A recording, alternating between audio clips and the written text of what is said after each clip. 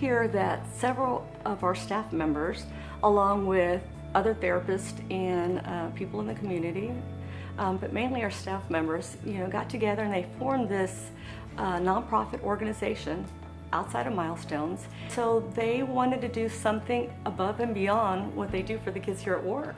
And they know that a lot of our kids do not get the opportunity to participate in team sports, clubs, and things that other typically developing kids get to participate in. And so they really had a heart and a passion for that. And so what they did is they formed Capable Kids so that they could help these kids get involved in some kind of team sport. So we started Capable Kids Foundation. It's a group of professionals that work with kids with special needs. And we just started to realize that the kids didn't really have a whole lot to do outside of going to school, going to therapy, and back home. We would hear stories from families about having difficulties in some of the situations that they were in, going to the movie theaters, going to restaurants, that they just had a tough time, so they would choose to just go home. So we decided to start by creating events that are very friendly to children with special needs and their families. We wanted to create events that take into account their needs. So what's the bathroom situation? Is it wheelchair accessible? What's the environment like? What is the noise level going to be like? Do we have special food for the kids who are unable to eat solid foods? That kind of thing. So when we start planning events, we take all those things into consideration. It's tough to provide for every single child because our organization is for children with any special needs. So it may be children with Down syndrome, children with cerebral palsy, autism, and usually their needs are quite different. So we do our best to think about all the different kids and what their needs might be and try to account for them whenever we do the events. In the Valley, children with special needs and their families face challenges partly because sometimes places are not accessible. Sometimes they may be stared at because other children or their family are just not used to seeing the kinds of kids who are in wheelchair using special equipment. We have parents that say that when other kids run up to greet their child in a wheelchair or they want to touch them or ask questions, that they get shooed away. And what we want to teach is that these children are not fragile, they're not sick, they have different needs, but they want to be played with, they want to be talked to, they want to be a part of everything. So it starts from educating your children as well how to interact with these kids. Tell us about Arlette. Arlette, she is a 7-year-old, very, very talkative little girl diagnosed with spinal muscular atrophy type 1. She is very energetic as much as she can. She likes to be involved in as much things she possibly can be in. She's a happy child. Super, super happy child. When she got diagnosed at 6 months, the neurologist pretty much said she's not going to live past a year, because that's just the time frame that they have. And she's 7 going on 8 and fully aware, she wasn't supposed to talk. She has very limited mobility, but she's full of life, completely full of life. Yeah. All right. Talking about cheerleading, how you did it last year, and you had fun about it, right? Yes. So for basketball, Yes. do you want to do that again? Yes, I do. Why? Because it was fun. You had fun doing it? Mm-hmm. Did you score any points? Because when I was there, Yes, I did. you did? Yes. How many did you score? 10, I 5. think you did score like 10 at one time, but I think you got lucky because I wasn't playing that game. Cannot get lucky. No? No. Cannot. No? No. Okay, but do you like cheerleading more or basketball? I think cheerleading. Cheerleading? Yes. What's fun about cheerleading? Mm, The cheers, the outfit, you like the pom-poms? I like the outfit. The outfit's nice?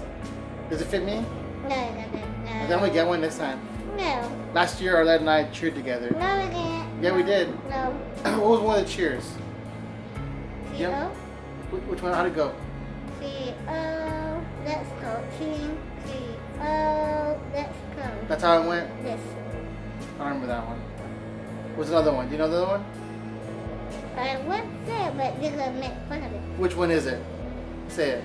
Dribble, dribble, shoot, shoot. Kick the ball to the hoop, hoop. Oh yeah, I remember that one. Dribble, dribble, shoot, shoot. Take to the ball to the poop, poop. Oh my god. I remember that one. Yeah. Not hoop, hoop.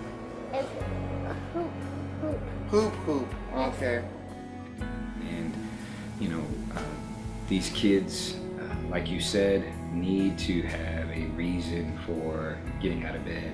They need to have a reason to be excited. Their parents need to have something to get them through the daily challenges that they face that are different than kids without those issues.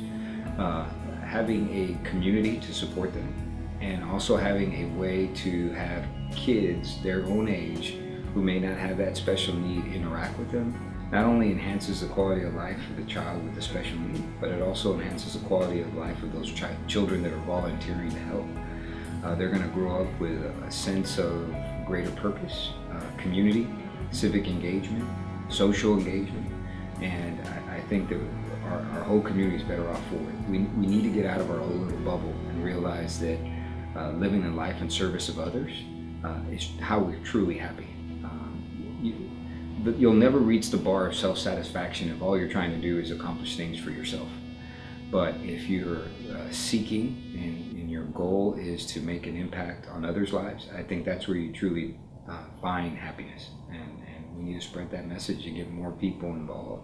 It'd be awesome for her to have somewhere where she could ride a swing next to her brother or her sister, or get pushed on a merry-go-round, with her brother on there, or, just stuff like that they could both do to interact together, instead of, oh, I have to sit here and just see my brother do it, or, we have to take turns because we both can't get on it. I hope that there's enough money to continue with this foundation, because it's an opportunity for a lot of kids to participate. God bless your hearts. Yeah. For doing it. You have no reason to be doing it. For some reason, God chosen you all to do it, or kind of your heart, or whatever it is. But I'm pretty sure you're not doing it for the money, or for whatever you're doing it just because you're good people. And I thank you all for that.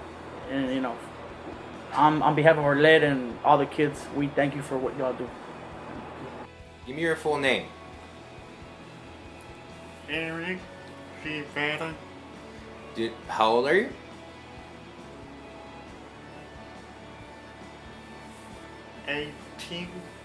You're 18? Cool. You always take his age away. He's 19. 19, Eric. 19. Eric is very, he's a character. And as you can tell, Eric loves life. He loves everything about life. He lives life to the fullest, based on his abilities. I guess the main word would be inclusion, right? I think every parent with special need kids, we just want them to be included, just like every other kid. It's a dream for us to have our trophies like every other child. I remember when we came out pregnant that we knew Eric was coming with his disability. We were 4 months pregnant, and you find yourself, you're a young parent, it's your first time being pregnant, and like every other mother, it's your dream to have a child, and you find out you're pregnant, and it's like your whole world stops. Your whole world stops, and you think of all your dreams, or as a childhood little girl, I think we've all played moms with our toys, with our dolls, and I think that's the first experience you have of being a mother, So you grow up with that in your mind, of knowing what to do, of wanting to do so many plans. You think a child, and you have 1,001 plans and ideas to look forward to with your child, and then boom, your child has a disability, and it changes your whole world. It puts it on stop. It brings fear. It brings so many feelings that it's everything that you thought of is like put on hold, and now you have to think, okay, child with disability. Okay, so how do you do that? None of my dolls ever had disabilities, but it's an experience that you go learning step by step. Decisions, they're very difficult. Sometimes you find yourself making a decision, you think it's right, and then it's wrong. But other than that, the journey has been great. If there was something I could change about it, I would just change the way I attacked it. You know, I would be a little bit more aggressive, push Eric a little bit harder. But I'm just grateful and thankful for everything that Eric can do. And especially now that he's able to be included on all these different sports and all these different kind of activities, the prom, the things that we thought we had lost have now became reality in our lives, and it's just an amazing journey. I wouldn't change anything of it. Where do you go?